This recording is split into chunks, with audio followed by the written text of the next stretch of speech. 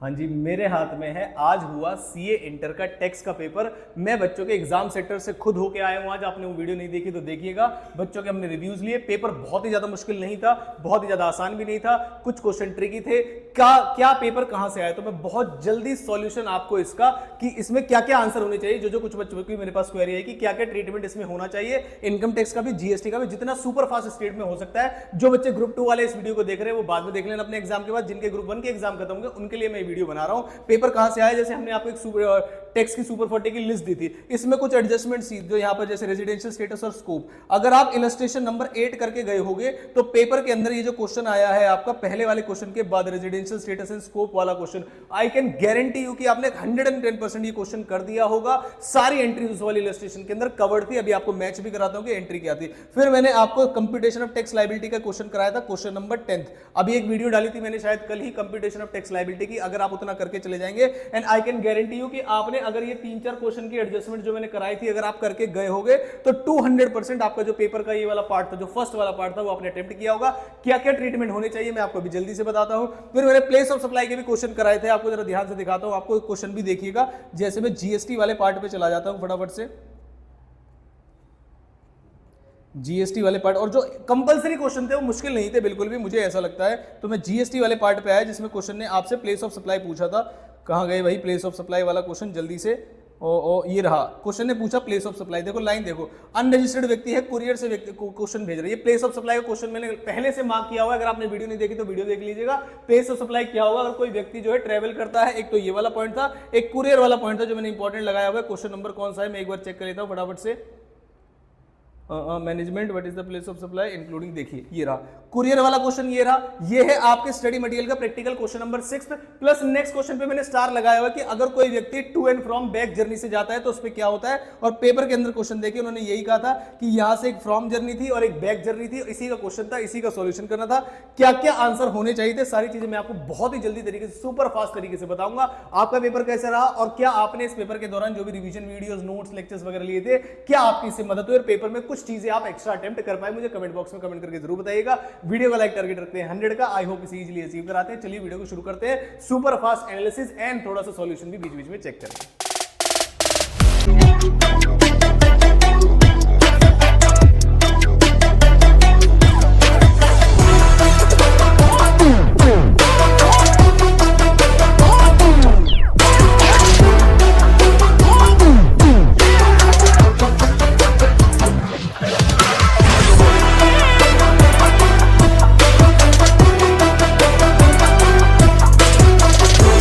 हाँ जी, तो जितने भी बच्चों ने मुझसे कुछ क्वेश्चन में डाउट पूछे थे मैं उन सारे क्वेश्चन के डाउट आपके क्लियर करता हुआ चलूंगा। फटाफट से वीडियो को देख लीजिएगा। यहां से वीडियो को शुरू करते हैं। देखिए जरा फटाफट से। पहला क्वेश्चन था आपका, जैसा सबको पता था, टोटल इनकम का क्वेश्चन आने वाला है। क्वेश्चन ने ओपनिंग स्टॉक, परचेज वगैरह ये सारी एडजस्टमेंट दी हुई है। हम आते हैं इधर एडमिनिस्ट्रेशन चार्जेस के अंदर 46,000 कमीशन है जो कि ब्रदर ऑफ एसएससी के दी गई है। कमीशन जो अमाउंट का मार्केट रेट है वो 36,000 है, यानी कि जो 10,000 है वो अनरीजनेबल है। मतलब आपको एक्स्ट्रा पेमेंट जो आपने दी है वो 10,000 है। देखिए ये रहा ब्रदर। मैंने कहा रुक जाओ जरा, अभी कंप्यूटेशन ऑफ टैक्स लायबिलिटी के क्वेश्चन में आता हूं।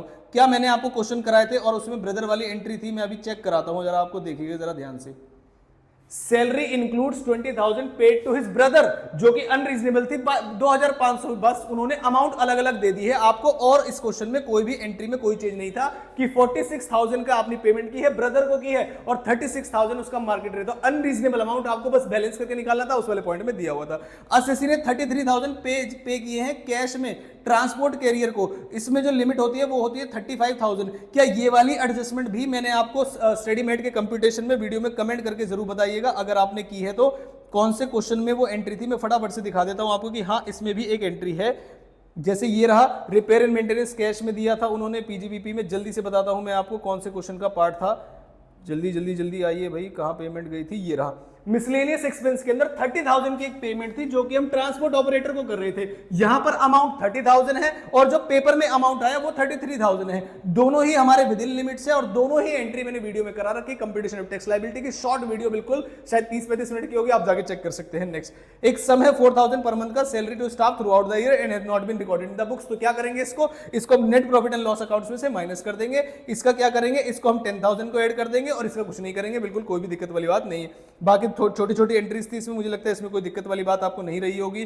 प्रॉफिट एंड लॉस है, हाउसिंग लोन रीपेमेंट है, तो आपने दिखा दिया होगा हाउसिंग लोन की रीपेमेंट कहाँ जाती है, कितनी वैल्यू है। तो आगे चलते हैं, पूरा हम क्वेश्चन यही सॉल्व कर रहे हैं। नेक्स्ट आया एक आपका छोटू सा पॉइंट डेप्रिसिएशन का, और क्वेश्चन ने देखो सीधा लिखा था, कुछ बच्चे इसको मुश्किल करके आए होंगे। क्वेश्चन ने कहा था आपको एडिशनल डेप्रिसिएशन इग्नोर करना है, और मैंने आपको प्लांट एंड मशीनरी के डेप्रिसिएशन वाला क्वेश्चन कराया था, दिखाता हूं कहां पर, ओपनिंग WDV वगैरह सब दी थी, और मैंने आपको रेट भी लिख के बताए थे उस क्वेश्चन के अंदर। कहां आ गए, जल्दी से आ जाओ भाई। Income tax income tax income tax, ये हमने एक क्वेश्चन किया था, जल्दी जल्दी आ जाओ। क्या प्लांट एंड मशीनरी के डेप्रिसिएशन वाला सारा क्वेश्चन हमने किया है? डेप्रिसिएशन डेप्रिसिएशन डेप्रिसिएशन, आ जाओ, ये रहा।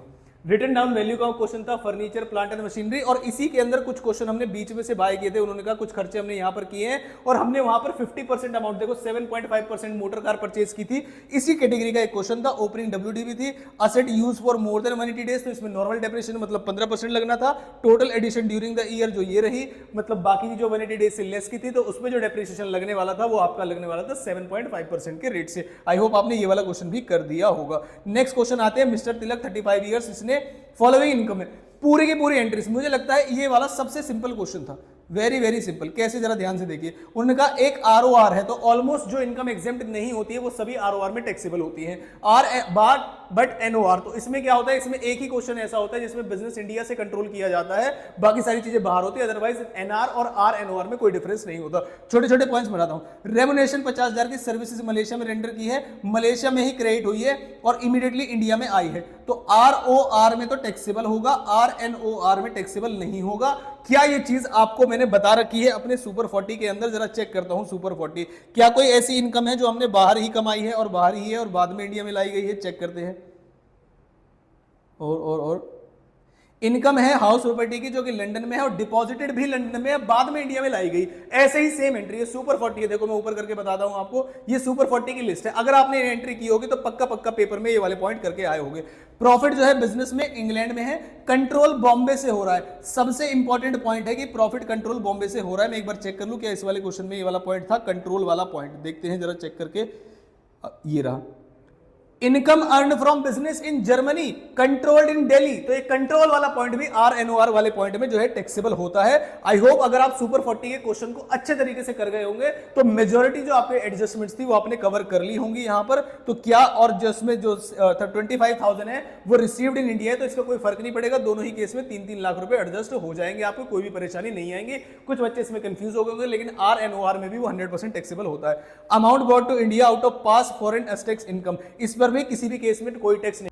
हाँ जी, तो थोड़ी सी टेक्निकल डिस्टर्बेंस थी, पूरी हो चुकी है ठीक। हम कह रहे हैं पास फॉरेन अनटैक्स इनकम, क्या ये भी हमारे एसएम के क्वेश्चन में से था जो हमने सुपर 40 में डाला था? Answer is yes. आगे चलते हैं क्वेश्चन में, और क्या बोला कि उन्होंने कहा, आगे चल के कहा गया, he paid 50,000 total principal repayment of loan construction for self occupied property, क्या इसका डिडक्शन मिल जाएगा? Answer is yes. Interest on saving bank deposit SBI का, तो आपको पता होगा कि 10,000 की आपको रिडक्शन मिल सकती है, आप एग्जेम्पशन मिल सकती है, उसके बाद ही आपके 2,000 की इनकम में ऐड होगा। तो आई होप ये सारी चीजें आप एडजस्टमेंट करके आए। और पेपर मुझे लगता है कि स्टार्टिंग के जो 2 क्वेश्चन थे, अगर बच्चा सीक्वेंस से भी अटेम्प्ट करके जा रहा होगा तो थोड़ा सा कॉन्फिडेंस दिया होगा उसने क्वेश्चन को। अब आते हैं नेक्स्ट क्वेश्चन, जो इसका बी पार्ट था वो TDS TCS से था। क्वेश्चन जो है एक 75,000 रेंट वाली अमाउंट थे और GST वाली अमाउंट थे, और उन्होंने कहा पेन वगैरह फाइल कर दिया है, तो आपको सीधा सीधा TDS जो है इस पे नॉर्मल कंपोनेंट पे लगाना था, मतलब GST वाले कंपोनेंट पे नहीं लगता, वो सिर्फ रेंट के कंपोनेंट पे लगता है। ये इस चीज का क्वेश्चन था। फिर उसने कहा 2 कार अगर हम बेच रहे हैं, TCS के प्रोविजन होंगे, 4 लाख की बेच रहे हैं और 12 लाख की बेच रहे हैं, तो क्या होगा? तो भाई साहब 10 लाख क्रॉस हो गए हैं। इस वाले केस में आपका जो है कि TCS लग जाएगा, और TCS का जो रेट होगा, क्योंकि 10 लाख से अमाउंट ऊपर चली गई है, 1% के रेट से आप TCS लगा के आए होंगे। आई होप ये आपने सही किया होगा। आगे चलते हैं नेक्स्ट क्वेश्चन पढ़ने में अजीब लेकिन वैसे आसान। आर ने रिसीव की है एडवांस, मतलब लोन के रूप में 2 लाख रुपए, एक कंपनी जो कि क्लोजली हेल्ड है, मतलब 22% शेयर दोनों ने होल्ड किए हुए हैं, और कंपनी के पास जो एक्यूमुलेटेड प्रॉफिट है वो 1 लाख तक के। तो हमने क्या कहा था क्लबिंग के अंदर की गड़बड़ कब हो सकती है? तो गड़बड़ हो सकती है only up to the amount of accumulated profits of the company. तो जो 1 लाख रुपए है, बस इस 1 लाख रुपए की क्लबिंग होगी, मतलब बस एडवांस की जो भी इस पे इनकम आएगी बस वो क्लब होगी। टोटल 2 लाख का जो एडवांस है उसको डीम्ड इनकम नहीं मानेंगे, और सेक्शन अप्लाई होगा आपका section 22 subsection section 2 subsection 22 clause ई इसके ऊपर एप्लीकेबल होगा। बड़ा सिंपल सा क्वेश्चन था। उसके बाद एक स्पेसिफिक पीजीबीपी का क्वेश्चन लेके आया, वो साइंटिफिक रिसर्च का 100% कब कब अलाउड होता है, वो क्वेश्चन आपने किया होगा। और कौन सा क्वेश्चन हम कर सकते थे, एक रेजिडेंशियल हाउस प्रॉपर्टी का क्वेश्चन था जो कि इनहेरिटेड था। बार बार मैं बच्चों से बोल के जाता हूं कि कैपिटल गेन को छोड़िएगा मत, कैपिटल गेन आसान आता है, लेकिन बच्चे मानते नहीं है। वो कहते सर शेयर्स है, ये है, पता नहीं क्या है, हम छोड़ के जाते हैं। जबकि कितना सिंपल क्वेश्चन आया था कि एक व्यक्ति के पास ईयर है, he had a residential, Surendra के पास एक रेजिडेंशियल हाउस जो इनहेरिट हुई थी अपने फादर से, जिसका केस लॉ आता है इसमें। तो कॉस्ट कौन सी मानी जाएगी, फादर वाली। पीरियड ऑफ होल्डिंग कहां से काउंट करेंगे, फादर वाले। सुप्रीम कोर्ट का जजमेंट है, आप इसको पता होगा आपको ये वाली चीज। Fair market value of the asset जो है 1/4/2013 को इतनी है, 1/4/2001 को, और 13-14 में उसने कंस्ट्रक्शन एंड इंप्रूवमेंट कराई थी, तो इसका भी इंडेक्सेशन मिल जाएगा। हाउस जो है ओरिजिनली परचेज किया था फादर ने 2001 से पहले, जब उसकी वैल्यू 10 लाख थी, और हाउस 10 लाख थी, तो कौन सी वाली लेंगे, तो आपने जो कॉस्ट ऑफ एक्विजिशन ली होगी, I hope cost to the previous owner plus fair market value as on date of 1/4/2001, तो 13 लाख रुपए आपने I hope cost of acquisition ली होगी इसकी। फिर उन्होंने कहा घर को बेच दिया जो है 75 लाख रुपए में, ठीक है। Expense in connection with transfer 50,000 रुपए, तो वो माइनस हो जाएंगे। और ही परचेज रेजिडेंशियल हाउस, तो 54 रेजिडेंशियल हाउस बेच के रेजिडेंशियल हाउस करे तो 54 हेड में आपको एग्जेम्पशन मिल जाएगी। मेरे हिसाब से बड़ा ही वेरी सिंपल क्वेश्चन था, इसमें फ्री के नंबर थे। एक बार पेपर खत्म हो जाने दीजिए सभी ग्रुप 2 के, आप बोलोगे या कहोगे तो बीच में ले आऊंगा, क्योंकि ऑडिट में काफी सारी छुट्टियां हैं, तो आप बोलोगे इसका पूरा सैंपल आंसर मैं आपको पूरा पेपर सॉल्व करके दिखाऊंगा कि क्या नाम है, दोनों में क्या आंसर होना चाहिए था। बड़ा आसान है, क्लियर बता दिया मैंने आपको। डाउट जो होगा आपका वो कॉस्ट ऑफ एक्विजिशन को लेके होगा जो कि 13 लाख होगी, और जो दूसरा डाउट होगा आपका वो लेके होगा कि पीरियड ऑफ होल्डिंग कहां से लेके, तो इंडेक्सेशन कहां से देंगे, तो आप 1/4/2001 मतलब डिवाइड बाय 0 मतलब 100 से ही करके आप इसमें देंगे, और कोई भी दिक्कत आपको इसमें नहीं आएगी। नेक्स्ट क्वेश्चन आपका एक टोटल इनकम और शायद सेट ऑफ वगैरह का था, तो सिंपल क्वेश्चन था, इसमें कोई दिक्कत नहीं आई होगी आपको। Income from house property completed मतलब स्टैंडर्ड डिडक्शन दे चुके हैं, कुछ भी नहीं करना है आपको। ये पीजीबीपी की नॉर्मल इनकम है। प्रॉफिट की short term capital gain on land है, और short term capital gain on shares है। क्या ये एडजस्ट हो सकता है जी, बिल्कुल एडजस्ट हो सकता है। इंटरेस्ट ऑन फिक्स डिपॉजिट है सन की, जिसकी एज जो है 21 ईयर्स है, और गिफ्ट वाला किया हुआ गया था। ये वाला पॉइंट काफी सारे बच्चे गलत करके आएंगे, इसको क्लब करके आएंगे, लेकिन ध्यान रखना जो बच्चे की एज है वो बच्चे की एज माइनर नहीं है। तो माइनर को अगर कोई गिफ्ट देता है उसमें से हम उसके अमाउंट को एफडी कराते हैं, जो भी आ जाता है वो क्लब होता है। ये मेजर है, ये क्लब नहीं होगा। लॉस फ्रॉम स्पेकुलेशन बिजनेस है, आपको पता है सिर्फ स्पेकुलेशन बिजनेस की इनकम से ही एडजस्ट हो सकता है। उसके बाद कुछ ब्रॉड फॉरवर्ड लॉस थे। मेरे हिसाब से इस वाले क्वेश्चन में भी कोई दिक्कत नहीं रही होगी आपको। जहां तक मुझे प्रॉब्लम लगती है वो इस वाले पॉइंट में लगती है कि बच्चे इसे क्लब करके आए होंगे, जबकि ये क्लब नहीं होना चाहिए। आगे चलते हैं, और क्या पूछा है उसने, उन्होंने कहा कि बताइए, इसमें रिटर्न वाला क्वेश्चन था, तो इसमें बहुत ज्यादा दिक्कत आपको नहीं आई होगी। और बस यहां तक। अब मैंने कहा जीएसटी वाला पार्ट आया। जीएसटी वाला पार्ट देख के मुझे और ज्यादा खुशी हुई कि जीएसटी वाले पार्ट में जो एंट्रीज थी बड़ी सिंपल थी, और जितने क्वेश्चन घुमा के पूछे जा सकते थे, क्योंकि 50 नंबर का पेपर था, बिल्कुल भी नहीं घुमाए गए। जल्दी से मैं आपको आंसर्स बताता हूं क्या आंसर होने चाहिए। यहां तक अगर आप देख रहे हो और चीजें अच्छी लग रही है और पहले सुपर 40 वगैरह हेल्प की हो, तो ध्यान रखना, वीडियो को लाइक जरूर करना। टारगेट हमने 100+ का रखा है। कॉस्टिंग और सेकंड ग्रुप के लिए आपके लिए बहुत सारी चीजें आ रही हैं। जिन बच्चों का पेपर अच्छा नहीं गया लेकिन सितंबर अटेम्प्ट में वो अपने लिए अच्छी तैयारी करना चाहते हैं, लेक्चर्स वगैरह बाय करना चाहते हैं बहुत ही अफोर्डेबल प्राइसेस में, तो जब तक एग्जाम चल रहे हैं और आपका अटेम्प्ट खराब हुआ है तो आप मुझे मैसेज करिएगा दिए गए व्हाट्सएप नंबर पर। शायद आप सभी के पास मेरा व्हाट्सएप नंबर होगा, इस नंबर पर आप व्हाट्सएप करिएगा बहुत ही रीजनेबल प्राइस में। इनकेस आपका पेपर खराब गया है तो आगे की तैयारी आप अच्छी कर सकते हैं। पेपर नहीं दिया लेकिन डर लग रहा था, जो भी केस है तो आप मुझे बता सकते हैं। उन्होंने कहा आउटवर्ड सप्लाई की डिटेल 18 लाख वैदेही एंटरप्राइज को दिया है। रजिस्टर्ड पर्सन है उदयपुर राजस्थान का। जो बेच रहा है वो कहां का है, कंसल्टेंसी सर्विस भी दे रहा है, और जीएसटी सर्विस जयपुर राजस्थान, ठीक है। तो इंट्रा वाला केस हो गया। और फर्दर जो 50,000 रिसीव हुए हैं टुवर्ड्स फ्रेट चार्जेस, तो यहां पर जो वैल्यू ऑफ सप्लाई होगी वो दोनों में ऐड हो जाएगी, और जो वैल्यू ऑफ सप्लाई होगी वो 18.5 लाख होगी। आई होप आप ऐसा ही करके आए होंगे। नेक्स्ट, सप्लाई ऑफ गुड्स जो है 35 लाख रुपए का है, एक व्यक्ति को, रजिस्टर्ड प्रयागराज उत्तर प्रदेश। तो ये इंटर हो गया होगा। कई सारे बच्चे इंटर और इंट्रा में गलती करके आए हैं। एक दो बच्चे को मेरे पास मैसेज भी आया कि सर पूरा क्वेश्चन सही किया लेकिन इंटर इंट्रा में आउटवर्ड लायबिलिटी गलत करके आए। तो चिंता मत कीजिएगा, अगर आप इनपुट टैक्स क्रेडिट के वर्किंग नोट्स बना के आए हैं तो पक्का आपको आंसर में मार्क्स मिलने वाले हैं। फर्दर अमाउंट 60,000 की चार्ज सेपरेटली जो अब इनवॉइस में नहीं दी थी, अमाउंट 60,000 का इनवॉइस में ऐड नहीं की क्योंकि वो म्युनिसिपल टैक्सेस था। तो all taxes other than GST जो है इंक्लूड होते हैं। जिस भी बच्चे ने मेरा वैल्यू ऑफ सप्लाई वाला सेशन देखा होगा जिसमें मैंने सुपर फास्ट तरीके से क्वेश्चन कराए हैं, उसमें ये वाला पॉइंट मैंने इंक्लूड किया है कि म्युनिसिपल टैक्सेस जो है अदर देन जीएसटी में आते हैं और वो ऐड होंगे। तो इसमें 60,000 भी ऐड हो जाएंगे वैल्यू ऑफ सप्लाई में। और supply of service sunshine aggregate services Jodhpur Rajasthan का बिफोर डिस्काउंट 6 लाख है, डिस्काउंट 30,000 का दिया गया है, given at the time of supply है और ड्यूली रिकॉर्डेड इनवॉइस है। तो इस केस में वैल्यू ऑफ सप्लाई आपकी होगी वो होगी आपकी 5,70,000। आई होप आप यही करके आए होंगे, क्योंकि ये सप्लाई के समय पर दिया गया डिस्काउंट और सेपरेटली शो भी किया है इनवॉइस में। एक डिलीवर्ड गुड्स की है आपने 2 लाख को जीवन सॉल्यूशन को, registered person located Bikaner Rajasthan, on the direction given by Raghu enterprise, registered person Mumbai का है। टैक्स इनवॉइस इशू किया है रघु एंटरप्राइज महाराष्ट्र में। तो इसमें आपको डाउट हुआ होगा तो ये कहा जाएगा इंटर है या इंट्रा है, और अमाउंट कितनी आएगी, तो अमाउंट तो 2 लाख ही आएगी। तो बेचा किसको गया है, जहां का इनवॉइस बताया है, तो इंटर सप्लाई मेरे हिसाब से आपको इसमें माननी चाहिए। बाकी आप आईसीआई का वेट कर सकते हैं। नेक्स्ट अब आते हैं इनवर्ट सप्लाई में। पूरा ब्लॉक क्रेडिट घुसा हुआ था इसके अंदर, और आपको पता है आईटीसी और ब्लॉक क्रेडिट मिला के मजा ही आ जाता है। रॉ मटेरियल परचेज किया आपने 20 लाख रुपए के पीक्यूआर लिमिटेड से, जो कि कानपुर में लोकेट करता है, और 1 लाख रुपए के जो है out of total purchase was not recorded during the month. तो अब क्या करेंगे, तो भाई रिकॉर्ड नहीं किया तो क्या आपको मिल जाएगा, नहीं तो कितने का मिलेगा आपको, 19 लाख का ही मिल पाएगा। जो रिकॉर्ड नहीं हुआ उसका आईटीसी नहीं मिलेगा। नेक्स्ट परचेज मशीनरी की आपने मैन्युफैक्चरिंग प्रोसेस में 2 लाख रुपए की रिकॉर्ड किया है रिसीव्ड, ठीक है। Out of 1 lakh total purchase receive नहीं हुई है, तो इसका मतलब जितना रिसीव हो गया है तब आपको, अगर ये लॉट्स का क्वेश्चन होता, उन्होंने कहा purchase raw material goods rupees, ठीक है, रजिस्टर्ड डीलर लोकेटेड ना goods worth rupees 1 lakh out of total purchase were not received during the month, तो जो ड्यूरिंग द मंथ रिसीव नहीं हुई है उनका नहीं मिलेगा। अगर क्वेश्चन लॉट वाला होता, अगर क्वेश्चन लॉट वाला होता तो क्या करते, तो क्वेश्चन अगर लॉट वाला होता तो इसमें करते जब तक लास्ट लॉट रिसीव नहीं हो जाता पूरी अमाउंट में जो है हम नहीं देंगे। तो क्वेश्चन में लॉट वर्ड कहीं पर भी नहीं लिखा हुआ है। Purchase of machinery manufacturing process है आपका 2 लाख रुपए में आएगा, रजिस्टर्ड डीलर है, और डेप्रिसिएशन क्लेम कर लिया है। और आपको पता होगा एक कंडीशन होती है कि अगर आपको जीएसटी के कंपोनेंट पे अगर आपने डेप्रिसिएशन क्लेम कर लिया है फुल वैल्यू पर, तो आप फिर उसके बाद क्या नहीं कर सकते, तो फिर आप उसके बाद आईटीसी क्लेम नहीं कर सकते। मेरे हिसाब से आपको ये बात बिल्कुल समझ में आती होगी।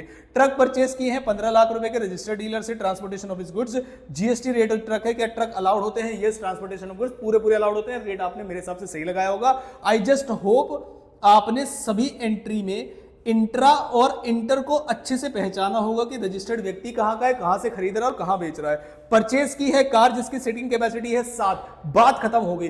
13 से ज्यादा की सीटिंग कैपेसिटी होती है तभी हम अलाउड करते हैं। और 10 लाख के है automobile for registered dealer located Jaipur for use of it director for official purpose. जितने भी बच्चों ने आईटीसी वाला लेक्चर देखा होगा, ब्लॉक क्रेडिट वाला, या फिर आईटीसी के लेक्चर्स मुझसे अलग से लिए होंगे, हर बार ये क्वेश्चन कराता हूं मैं आपको कि जो मोटर कार है ऑफिशियल पर्पस के लिए उसका आईटीसी अलाउड नहीं होता। गुड्स परचेज किए हैं आपने 5 लाख रुपए के, रजिस्टर्ड पर्सन जयपुर का है, construction for an additional floor, तो इमूवेबल प्रॉपर्टी आप बना रहे हो तो इसका भी आपको नहीं मिलेगा। आई होप बहुत जल्दी बता रहा हूं मैं आपको और आप समझ पा रहे होंगे। ओपनिंग वगैरह देख के आपने सिंपल कैलकुलेशन करके इसको निकाल दिया होगा। घबराइएगा मत, अगर 1-2 पॉइंट गलत भी हो जाते तो वर्किंग नोट के मार्क्स आपको पक्का मिलेंगे। स्टेप मार्किंग होती है, ठीक है। उसके बाद Rajveer registered person Bhopal has made provide following information transaction, जो है एक रिकॉग्नाइज्ड स्पोर्ट्स बॉडी है, चीफ सिलेक्टर के रूप में है, 5 लाख की रेम्युनरेशन मिल रही है। तो आपको पता होना चाहिए किस किस कैपेसिटी में आप काम कर सकते हैं, जिसमें कोच होता है, बहुत सारी चीजें होती है। तो इस पे टैक्स लगेगा या नहीं लगेगा मुझे आप बताना कमेंट बॉक्स में, कमेंट में रिप्लाई करके बताऊंगा आपको कि इस पे टैक्स लगेगा या नहीं लगेगा। मुझे बताना क्या चीफ सिलेक्टर, कोच, मैनेजर और क्या नाम है प्लेयर की कैपेसिटी में है या नहीं, क्योंकि रिकॉग्नाइज्ड स्पोर्ट्स बॉडी तो है और टीम और चीफ सिलेक्टर है। आपको बताना है कि इसका आंसर क्या होगा, कमेंट बॉक्स में आपको बताऊंगा कि इसका आंसर क्या होगा। नेक्स्ट सर्विस जो है प्योर लेबर कॉन्ट्रैक्ट की, construction of independent residential unit, क्या इसका मिलना चाहिए? मेरे हिसाब से बिल्कुल नहीं। आगे ही rented out his warehouse for warehousing of sugar cane. अब ध्यान से सुनना, शुगर केन मतलब एग्रीकल्चर प्रोडक्ट्स, और एग्रीकल्चर प्रोडक्ट्स को बनाना एक अलग प्रोसेस है, उसका वेयरहाउसिंग एक अलग प्रोसेस है। क्या शुगर जो आपके एग्रीकल्चर प्रोडक्ट है उसे अगर आप वेयरहाउस में भी ले जाएंगे तो क्या उसकी वेयरहाउसिंग भी अलाउड है? Answer is yes. तो ये वाला पॉइंट जो है एग्जेम्प्ट होगा। म्युनिसिपल कॉर्पोरेशन को स्लम इंप्रूवमेंट अपग्रेडेशन के लिए 6,50,000 क्या हमने दिया है, तो क्या इस पे टैक्स लगना चाहिए? 2-3 एंट्री मैं आपके लिए वो बता रहा हूं, आप मुझे बताना क्या होना चाहिए, फिर मैं आपको आंसर समझाऊंगा। फिर एक चार्ज की है उन्होंने वेस्टर्न म्यूजिकल डांस परफॉर्मेंस। आपको भी पता होगा आर्टिस्टिक परफॉर्मेंस है, कौन सी वाली होनी चाहिए, क्लासिकल होनी चाहिए, वेस्टर्न होनी चाहिए। तो उन्होंने कहा वेस्टर्न की डांस परफॉर्मेंस है, हालांकि लिमिट के अंदर है, लेकिन क्या इस पे टैक्स लगेगा? आंसर इज यस, टैक्स लगेगा। तो मुझे बताइएगा कि आपने इसमें कितनी एंट्री सही की है। नेक्स्ट क्वेश्चन पे आते हैं। वॉलंटरी रजिस्ट्रेशन वाला व्यक्ति है तो मेरे हिसाब से कर दिया होगा, इसमें ज्यादा मुझे बच्चों ने जो जहां डाउट पूछे मैंने आपको वो क्वेश्चन बताए हैं। आगे चलते हैं। प्लेस ऑफ सप्लाई मैंने आपको बता दिया है कि क्वेश्चन कहां से आया, मैंने आपको ये भी दिखा दिया कि अनरजिस्टर्ड व्यक्ति है, कुरियर के थ्रू भेज रहा है। इसका जो क्वेश्चन है वो है प्लेस ऑफ सप्लाई, पूरा चैप्टर, क्योंकि ये अमेंडमेंट था, पूरा का पूरा चैप्टर मैंने आपको डाला है, ये देख लीजिएगा। प्लेस ऑफ सप्लाई जो है कुरियर के थ्रू आपने भेजे, सप्लायर के रिसिपिएंट सप्लायर जो है लोकेटेड इंडिया में है, ये वाला क्वेश्चन था। और दूसरा आपका 7th पार्ट से था इसका कि पैसेंजर ट्रांसपोर्ट सर्विस वाला जो पॉइंट था, मैं दिखाता हूं पेपर के अंदर कि एक को जाना भी था, सितंबर में एंड बैक भी वापस आना था, और इसके क्वेश्चन भी मैंने क्लास में कराए हुए हैं आप लोगों को। और यहां पर देखो मुंबई टू दिल्ली जाना था और बैक वापस आना था, तो आई होप आपने इसका आंसर सही लिखा होगा। आगे चलते हैं। फैक्ट्री में इंस्टॉल करना है, कहाँ इंस्टॉल करना है, तो आपने टेरिटरी बना ली होगी। सप्लायर कहाँ का है, तो देखो जो रिमझिम located in Lucknow Uttar Pradesh purchase कर रही है manufacturing machine from Manav steel industries limited located at Jodhpur Rajasthan for being install in its factory located in Haridwar. तो ये वो वाला केस हो गया, ध्यान से बताता हूं आपको। जब जहां पर सप्लाई करना है, जहां से खरीद रहा है, और ट्रांसफर कहां हो रहा है। आई होप आप सभी ने स्पेशल केस की ट्रीटमेंट बिल्कुल सही होगी। पूरे आंसर्स मैं यहाँ पे डिस्कस नहीं कर सकता, कई सारे बच्चे डिसअपॉइंट हो जाते हैं कि हमने सारे आंसर, मुझसे जिस बच्चों ने जो डाउट पूछे मैंने वो आंसर बताए हैं। आप कमेंट बॉक्स में किसी भी क्वेश्चन पूछिएगा या व्हाट्सअप करके जो मैंने नंबर दिया उसमें पूछिएगा, मैं आपको आंसर बताऊंगा। ध्यान रखिएगा, आप अगर ग्रुप 1 के बच्चे हैं तो ठीक है, अगर ग्रुप 2 के बच्चे हैं तो पेपर के बाद आसानी से डिस्कस करेंगे। बाकी एक नॉर्मल सा क्वेश्चन था पेमेंट का, वो आपने कर दिया होगा। टीसीएस वगैरह इन्होंने पूछा है, टीसीएस नहीं आता तो आपको वैल्यू ऑफ सप्लाई की provision, describe the conditions to be satisfied और availing deduction of post supply discount. क्या ये मैंने प्रोविजन आपको थ्योरी में समझाया था? अभी दिखाता हूं। वैल्यू ऑफ सप्लाई पे नोट्स में आ जाओ आप जल्दी से। और जिन बच्चों ने वो वीडियो नहीं देखी है वैल्यू ऑफ सप्लाई की, आई होप आप थोड़ा सा रिग्रेट करेंगे अगर आप ये क्वेश्चन गलत करके आए हैं तो, क्योंकि जो नोट्स मैंने आपको प्रोवाइड किए थे डिस्क्रिप्शन बॉक्स में भी थे, उसमें डिस्काउंट को लेके एक अलग से पॉइंट था कि आफ्टर डिस्काउंट जो कंडीशन है वो टर्म्स में एग्री होना चाहिए, बाद में लिंक कर देंगे इनवॉइस को, और प्रोपोर्शनल रिवर्सल। अगर ये कंडीशन सेटिस्फाई होती है तो आप क्लेम कर सकते हैं, नहीं कंडीशन सेटिस्फाई होती तो डिस्काउंट क्लेम नहीं हो पाएगा। ये थ्योरी में आपको लिखना था, थ्योरी वाला पॉइंट उन्होंने यहां से पूछ लिया, और आई होप ये वाला पॉइंट आपको आता होगा। इन जनरल जो आफ्टर सप्लाई वाले हैं वो अलाउ नहीं होते, उन्होंने कंडीशंस पूछी है कब कब अलाउ होंगे, ठीक है। और डोनेशन वगैरह का क्वेश्चन है, और कहाँ पॉइंट है, और तो मेरे ख्याल से ऐसा कुछ लग नहीं रहा जिसमें आपको कोई डाउट होना चाहिए। एक रिवर्स चार्ज वाला पॉइंट है बस। तो हम बहुत ज़्यादा पेपर को डिटेल में डिस्कस ना करके वेट करेंगे कि क्या नाम है बच्चों की ग्रुप 2 की एग्जाम खत्म हो जाए, क्योंकि बहुत सारे बच्चे बोथ ग्रुप दे रहे हैं। लेकिन अगर आप बोथ ग्रुप के बच्चे हैं फिर भी आप चाहते हैं कि नीट टेक्स्ट के पेपर का पूरा सोल्यूशन है, तो आप मुझे कमेंट बॉक्स में कमेंट करके बताइएगा। ऑडिट के पेपर से मैं कोशिश करूंगा पहले लाने की, और अगर नहीं ला पाए तो गारंटी है पेपर खत्म होते ही आप चैनल पे बने रहिएगा। काफी सारी चीजें मैंने आपको दिखाई, और पेपर में काफी सारी चीजें हैं जो सुपर 40 से आपको दिखी होंगी। ये सब मैंने वीडियोस पहले डाली हुई है, सुपर 40 वगैरह पीडीएफ आप खुद भी जाके चेक कर सकते हैं। प्लेस ऑफ सप्लाई के सारे क्वेश्चन मैंने क्लास में डिस्कस किए हुए हैं, आप वहां पर भी जाके चेक कर सकते हैं। और कॉस्ट का अगर आपका पेपर है तो जो मैंने अभी एक वीडियो बना के डाली है, ध्यान से देख लीजिएगा उसको, उसमें से कितना पेपर आएगा परसों वाले पेपर में मैं आपको यहीं पे खड़े होकर बताऊंगा कि पेपर में से कितना आया, जरा ध्यान रखिएगा। तो सर्च करेंगे आप केडीसी, अभी इसी चैनल पे देख रहे हैं तो क्यों ही सर्च करेंगे, तो आप इस चैनल को सर्च करेंगे, और क्या नाम है पीडीएफ जो इस क्वेश्चन का पीडीएफ है, यहाँ पर costing super 40 list, mystery list जिसमें 80+ टारगेट कर रहे हैं कॉम्प्रिहेंसिव रिवीजन के लिए। एक 50 रुपए वाली मैंने यहाँ पर अनाउंसमेंट की होगी, अगर आपको कोई सिंगल चैप्टर चाहिए वीडियो के एंड में जरूर देखिएगा, तो आप दिए हुए नंबर पे उसके पे पेमेंट करके किसी भी एक चैप्टर को ले सकते हैं। किसी भी चैप्टर को फ्री में लेने का क्या तरीका है वो मैंने इसी वीडियो में बताया, अगर आपने नहीं देखी तो उसे पक्का देखिएगा। तो मिलते हैं आपसे कॉस्ट के पेपर के बाद, जिसमें हम सॉल्यूशन रिकॉर्ड करेंगे। बाकी अगर आपकी कोई और क्वेरी है कि कॉस्ट में आपको क्या चाहिए, मुझे कमेंट बॉक्स में कमेंट करके बताइएगा, मैं गारंटी आपके लिए वो अपलोड करके लाऊंगा। तो thank you so much. Paper में बड़ा मजा आया। अगर जो ग्रुप वाले बच्चे हैं आई होप आपकी बहुत सारी हेल्प हुई होगी। ग्रुप 2 की तैयारी शुरू करिए। कॉस्ट और एफएम के अगर आपको लेक्चर्स बाय कर रहे हैं तो इसी नंबर पे आप डिटेल पूछ सकते हैं। एग्जाम्स के दौरान बहुत ही कम प्राइस में आप उन लेक्चर्स का फायदा उठा सकते हैं। Thank you so much.